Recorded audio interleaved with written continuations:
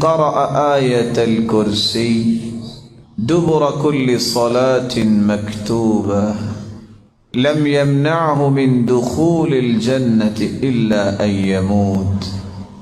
خوش نصیب ہے وہ شخص جو شخص فرض نماز کے بعد آیت الکرسی پڑھ لیتا ہے، اس کے اور جنت کے درمیان صرف موت کا پردہ حائل ہے۔ جس دن آنکھیں بند ہوں گی جہنم سے آزاد اور جنت کا مہمان بن جائے گا، اور شیطان سے اس کی حفاظت ہو جائے گی۔ رسول اکرم صلی اللہ علیہ وسلم نے فرمایا تھا، جب وہ سیدنا ابو ہریرہ رضی اللہ تعالی عنہ وہ دیکھتے ہیں کہ ایک شخص جو ہے وہ اناج بھر رہا ہے، تم نے پکڑ لیا، اور وہ شیطانی تھا۔ ایک دن، 2 دن، 3 دن کہتا آج چھوڑ دو، کل نہیں آؤں گا۔ پھر دوسرے دن آ گیا، پھر تیسرے دن آ گیا۔ کہا اچھا میں آپ کو ایک بات بتا دیتا ہوں، تم رات کو آیت الکرسی پڑھ لینا، میں صبح تک تیرے قریب نہیں آؤں۔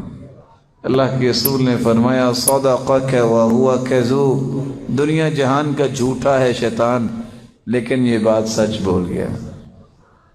آیت الکرسی اس قدر عظیم نعمت ہے، اس میں اعظم ہے، اور اس میں اعظم کے ساتھ دعا کی گئی، کبھی اللہ رد کرتے ہی نہیں ہیں۔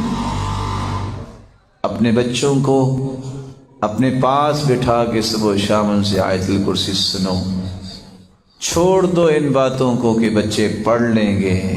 اب بچوں کے پاس ملہیات بہت ہیں، آپ 2 منٹ ذرا اپنی توجہ ہٹا کے دیکھیں وہ کہاں سے کہاں پہنچ چکے ہوتے ہیں، تخیلات میں بھی، تفکرات میں بھی، اور فزیکلی بھی واقعتاً کہاں سے کہاں چلے جاتے۔